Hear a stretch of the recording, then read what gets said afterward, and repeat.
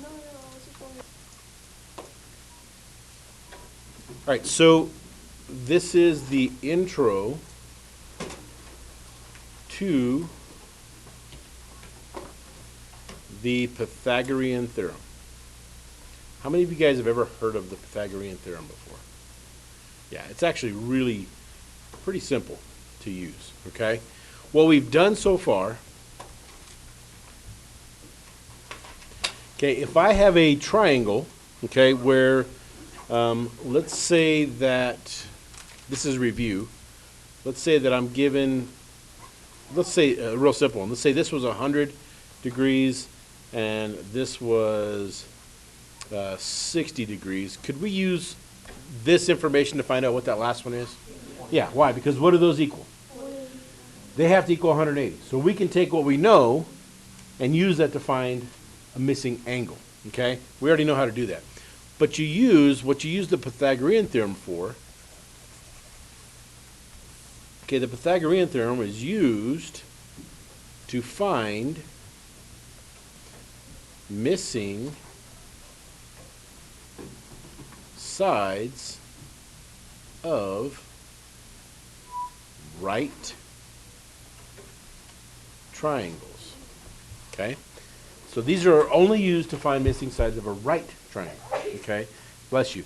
And there are different types of right triangles, and we'll go into those. There's special cases that we'll go into next week, but right now these are just regular old right triangles. Okay?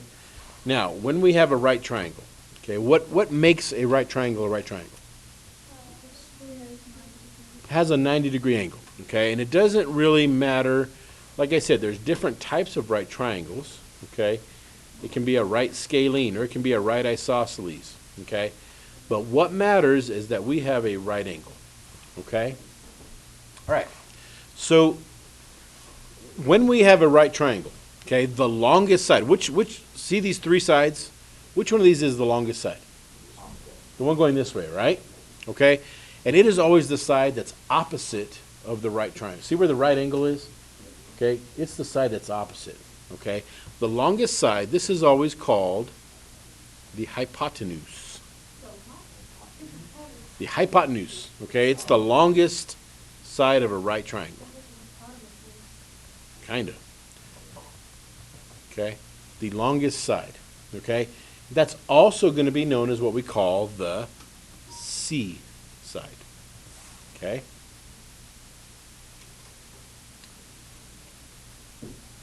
C side. Okay? Now, the other two sides, the sides that form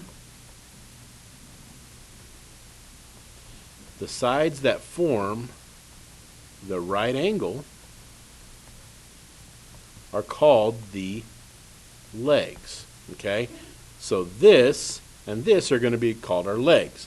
And those are also going to be known as the A and B sides. Bless you.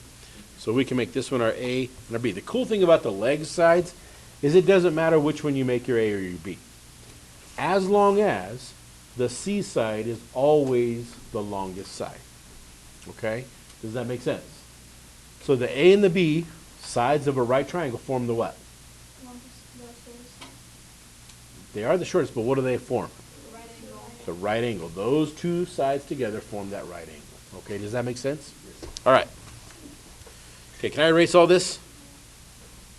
Okay. So what we're going to use, okay, I'm going to use this right triangle right here.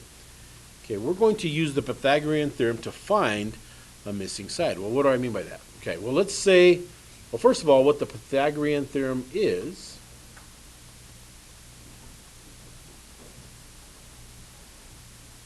it's a formula that we use, okay? And it's the same no matter what right triangle we have. Okay, does anybody know what it is?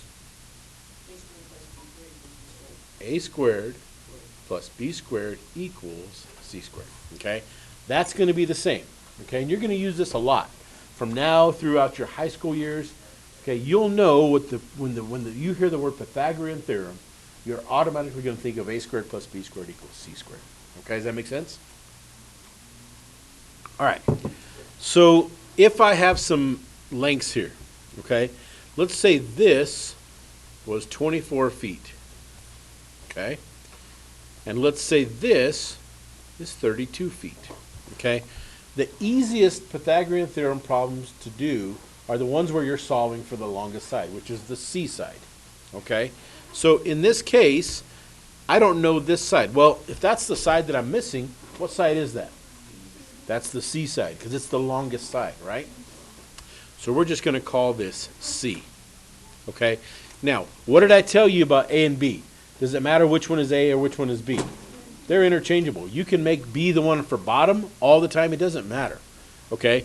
If you want to do that, let's just say this is B and this is A, okay? Does that make sense? All right. So now what I'm going to do, if this is my A, this is my B, I'm going to go back to my theorem over here and I'm going to plug those numbers in, okay? So for A, I'm going to replace that with, what's the measure of my A side? So I'm going to say 24 squared plus, what's B? 32 squared.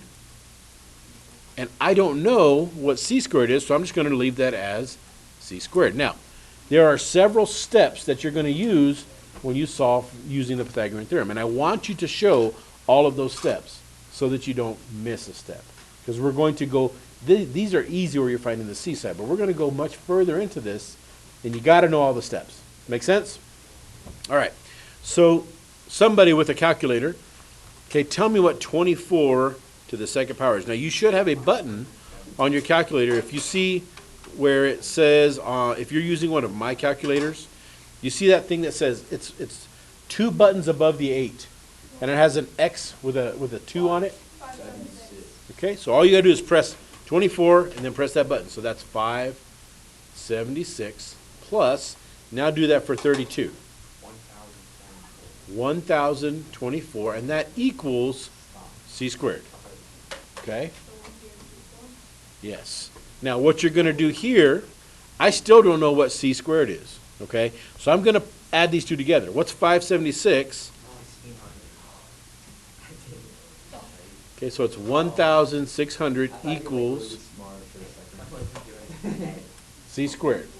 Okay? Now what this means, if I were to look at this number, this says 1,600 equals some number squared, or some number times itself. Well, think about this. Guys, look, if I had this, if you think back to when we did this. 25 is what number times itself? 5. And what is that 5 called? Does anybody remember? A square root, okay? So what I'm going to do is I'm going to find the square root of 1,600. When I find the square root of that, that takes this 2 away. So that is going to equal C. Well, do 1,600, and if you look, again, if you're using one of my calculators, see the button, 2 buttons above the 9? It's a radical sign. You just press that button, press 1,600, and then press that button. What is the square root of 1,600? 40. Okay, so 40 equals C. Now the last thing I need to do, I need to remember, when I have units here, what's my unit of measure here?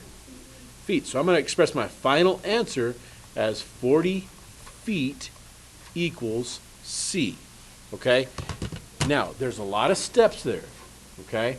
But that's pretty easy, isn't it? All you're doing is plugging in the numbers.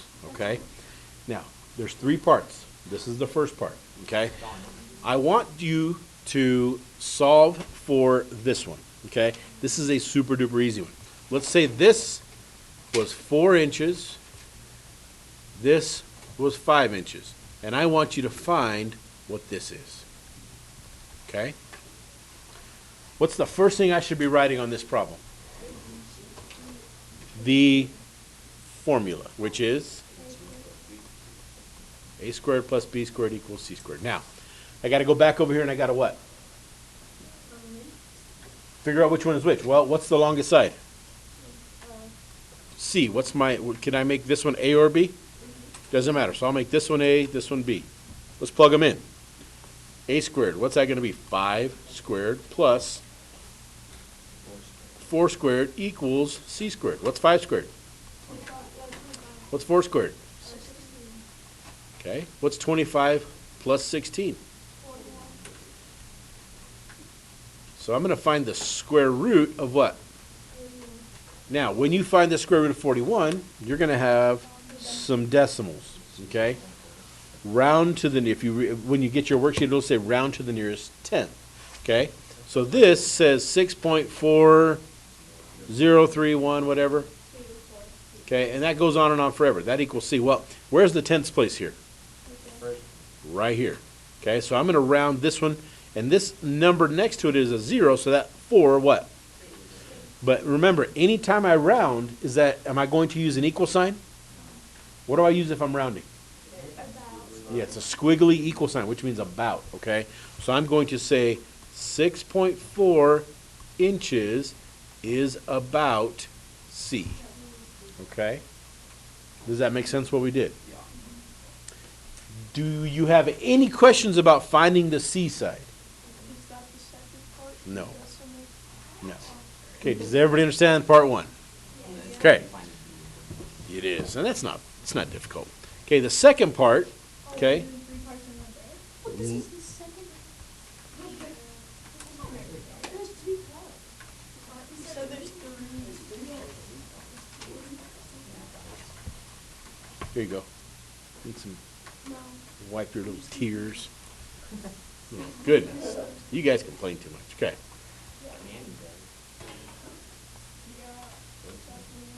All right. Let's say I got this kind of a right triangle, okay?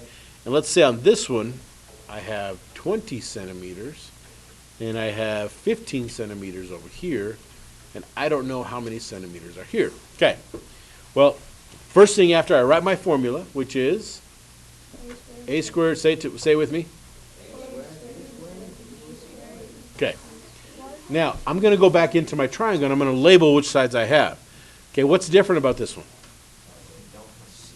I have a value for my C side, right? Okay, so this is my C. Again, does it matter which one I make my A or my B? Doesn't. So we'll make this one B. We'll make this one A. Okay, now I'm going to plug in what I know. I don't have a value for A, so what am I going to leave that as? So this is just A squared plus, what's my value for B? 15 squared. What's my value for C? 20 squared. Okay, so now I'm going to go in here, I'm going to find my values. Okay, so A squared plus, what's 15 squared? And what's 20 squared? 400. Now, this is kind of like a regular equation. The only thing is we've got a squared term there. It doesn't change how we're going to solve it, though. In order to get this A squared by itself, what's keeping that from being by itself? Thank you. The plus 225, right? So what am I going to do? I'm going to subtract 225 from here, and it is an equation, right? So it's balanced. So if I take away 225 from there, I got to take it away from there, don't I? So A squared equals what? 175. Now, I still have to do what? Find the. So A squared, A equals the square root of 175. Well, what is the square root of 175? About 13.2, and that's going to be what? Centimeters. Okay? Now that's not difficult, is it? Okay? Does everybody understand how to find if you're missing an A or a B? Okay. No, be quiet. Okay, the last part, okay, is what we call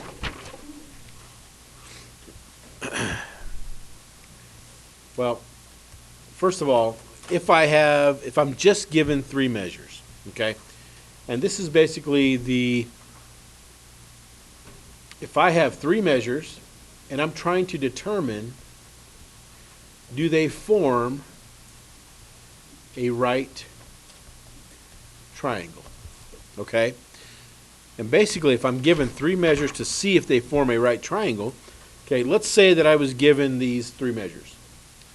3 feet, 4 feet, and 5 feet, okay? That's all I'm given.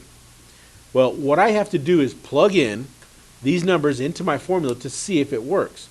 What do I mean by that? Well, anytime I'm using Pythagorean theorem, the longest side, the hypotenuse, is always going to represent which value? The C, okay? So what's the longest value here? 5. So I'm going to make this one my C.